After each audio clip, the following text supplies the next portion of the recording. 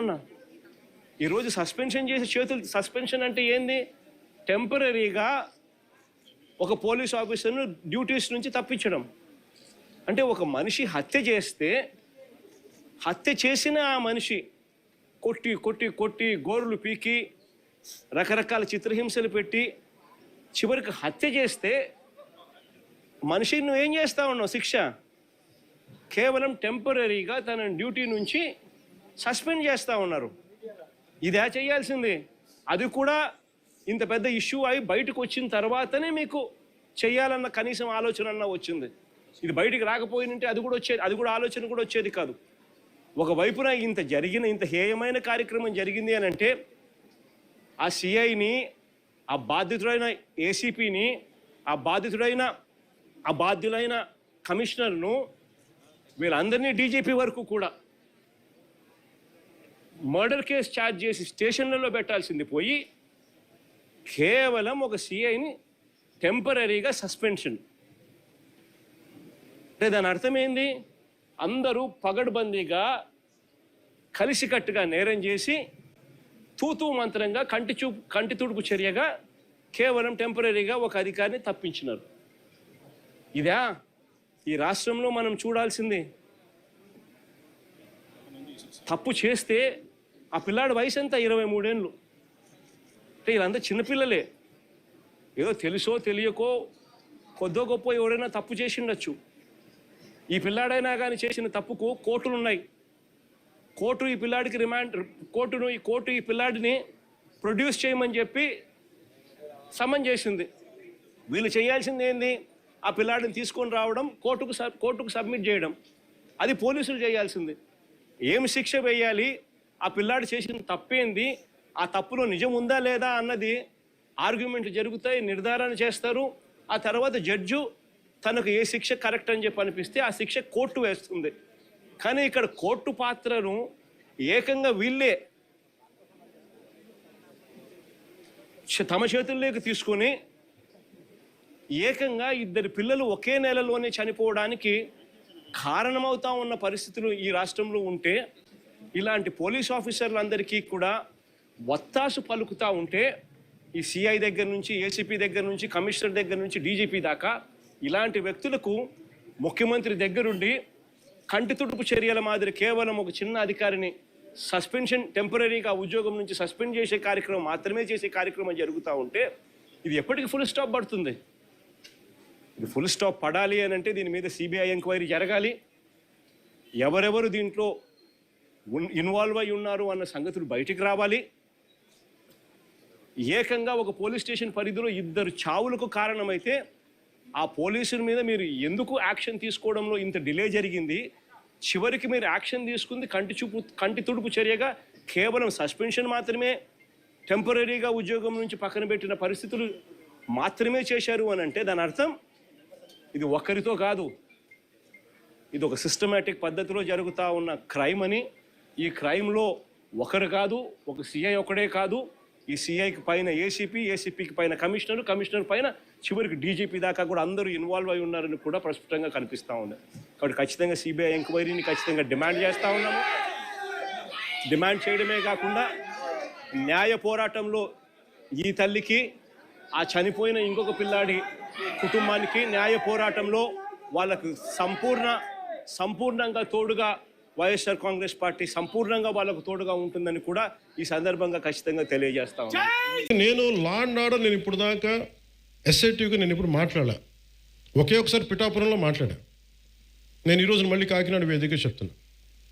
I want entire Janasena party MLAs and MPs, entire Janasena party MPs and MLAs and ministers, raise your voice against any kind of law and order situations. బలంగా చెప్పండి. ఇది నేను కుటుంబ నాయకులందరికీ నేను చెప్పలేను కాబట్టి అది నా పరిధిలో లేదు కాబట్టి నేను వారు చెప్పట్లేదు. కానీ నా పార్టీ నాయకులందరికీ, నా పార్టీకి సంబంధించిన మంత్రివర్గానికి, ఎంపీలకి, ఎమ్మెల్సీలకి మీకు చెప్తున్నాను, నేను అన్నిసార్లు నేను వెళ్ళి మాట్లాడను, మీరు మాట్లాడాలి. మీరు కూర్చోబెట్టి లా అండ్ ఆర్డర్ని మట్టుకు కూర్చోబెట్టి కులాలని రాజ్యంగా వాడుకుంటే మట్టుకు మీరు కామ్గా ఉంటే కుదరదు. నన్ను దయచేసి మీ అందరికీ చేతులెత్తి నమస్కరిస్తున్నా. కులానికి నన్ను దయచేసి పరిమితం చేయకండి. మీ అందరికి చేతులు ఎత్తి దండం పెడుతున్నాను, ప్లీజ్ చేతులు ఎత్తి దండం పెడుతున్నాను. దేశం బాగుండాలి, రాష్ట్రం బాగుండాలి, ప్రజలు బాగుండాలని కోరుకుంటే కూర్చోబెట్టి కులం కులం కులం అని చెప్పి ఎవడో క్రిమినల్ కులంలో కూర్చొని చేస్తే నన్ను ఏం చేయమంటారు? దానికి నేను బాధ్యత వహించాలా? దానికి ఒక 14 ఏళ్ళ ఒక ఆడబిడ్డను రేప్ చేసిన వాడిని కూర్చోబెట్టి నేను వెనకేసుకు రావాలా? సిగ్గుండక్కర్లా? వెనకేసుకొస్తాం ఇలాంటి వాళ్ళని? కనిపించట్లేదు. This police case. ఆ కన్సర్న్ ఎస్ఐ మీద మనకి సిఐ మీద ఎవరిని వెళ్తాయి కేసులు. ఇలా మాట్లాడాలంటే ఆ చంపిన సదరు వ్యక్తులు కూడా అదే కులం వ్యక్తులను ఆడబిడ్డలను పాటు చేశారు వీళ్ళు. అవి కూడా మాట్లాడాలి కదా. ఎమ్మెల్సీ అనంతబాబు కూర్చోబెట్టి అతను కాపు కొలుస్తున్నాడంట. అతను ఒక దళిత డ్రైవర్ని చంపేశాడు. ఎంత గొప్పగా డిక్కీలో పెట్టి ఇంట్లో అప్పచెప్పి వచ్చాడు. దాని గురించి ఎవరు మాట్లాడరు. అప్పుడు కులాలు రావు. ఒక రౌడీ ఎలిమెంట్ చచ్చిపోతే దానికి నన్ను లాగుతారు. ఇంతమంది ఎమ్మెల్యేలు, ఇంతమంది ఎంపీలు ఉన్నారు, మీరు ఎవరు నోరు తెరవకపోతే నేను ఏం చేయను చెప్పండి? మీ అందరికీ నేను రానా రోజు? ఏం చేస్తున్నారు మీరందరూ? ఇబ్బందిగా ఉంటుంది నాకు. కాదు, నిజంగా మీరు లోపల నుంచి నమ్మాలి. రోడ్ల మీదకి వచ్చారు ఈరోజు జనం. 150 మనకి 100 సీట్లు వచ్చి 164 సీట్లు వచ్చినాయి అంటే యువత రోడ్ల మీదకి వచ్చారు. ఒక్కొక్కరు ఎదుర్కొన్నారు వాళ్ళు. మీకు పౌరుషం లేకపోతే ఎట్లా?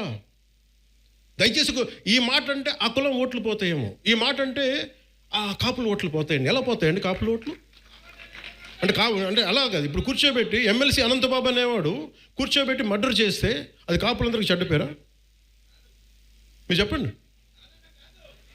మరి ఇలా కూర్చోబెట్టి ప్రతిదానికేనా అర్థం పర్థం లేకుండా కులం పట్టుకొస్తాడా? ఈ ఆంధ్రప్రదేశ్ కులం దరిద్రం వదిలితే తప్ప ఆంధ్రప్రదేశ్ బాగుపడదు. ఎంతకాలం పిల్లలు ఇక్కడ ఏమడుగుతున్నారు? భవిష్యత్తు అడుగుతున్నారు. మాకు ఉద్యోగాలు కావాలి, ఉపాధి అవకాశాలు కావాలంటే అవన్నీ ఆలోచించడం వదిలేశారు. ఆ కులం ఎందుకు ఓట్లు పోతాయి? ఏ కులపు ఓట్లను ఎందుకు పోతాయి? మీరు సవ్యంగా పనిచేస్తే మనందరం ఓట్లు ఎందుకు పోతాయి? లా అండ్ ఆర్డర్ని కాపాడితే ఓట్లు పోతాయా? ఇదే చెప్పండి. మీ గొంతు తెలియాలి వీళ్ళకి. మీరు అందుకే నేను కూర్చోబెట్టి అలా కాదు, మీకు కూర్చోబెట్టి భయపడతా ఉంటే ఎవడు పని చేయగలరు ఈ దేశంలో? నేను అంటే ఒక క్రిమినల్ యాక్ట్ జరిగినప్పుడు మనం ఏం చేయాలి? ఆ దుర్మార్గుడు ఎవడో చేసే పర్పెట్రేటర్ ఎవడో, విక్టిమ్ ఎవరో. విక్టిమ్కి హక్కులు ఉండవా ఈ దేశంలో? ఒక మానభంగానికి గురైన ఆడబిడ్డకి హక్కులు ఉండవా? అంటే మానభంగం చేసినోడికి హక్కులా ఈ దేశంలో? మానభంగానికి గురి కాబడ్డ హక్కులు ఉండవా? ఒక నిర్భయకు హక్కులు లేవా? అంటే నిర్భయ లాంటి 100 ఇన్సిడెంట్లు జరిగితే తప్ప మాట్లాడరు ఈ దేశంలో. ఒక ఆడబిడ్డను కూర్చోబెట్టి రోడ్డు మీద వెళ్తుంటే ఇలా చేయబట్టుకుని లాగి చంప మీద కొట్టే సమాజం కాదా ఇది? కొట్టాలి. అప్పుడు కానీ మీకు ఇలాంటి ఇన్సిడెంట్ జరగవు. మీరు భయపడతా కూర్చుంటే మీరు మేము మాకు సంబంధం లేదంటే ఎవరు రారు. మీరు ఎదుర్కోండి, బలంగా నిలబడండి, గొంతు ఎత్తండి. ఏ క్రిమినల్ ఎవడు గొంతు ఎత్తడానికి భయపడతాడు? ఎందుకంటే నాలాంటి వాళ్ళు మేము తెగించున్నాం ఇక్కడ ఈ నేల కోసం. అందుకని నేను చెప్తాను, you have to stand out sir. మీ అందరూ కూడా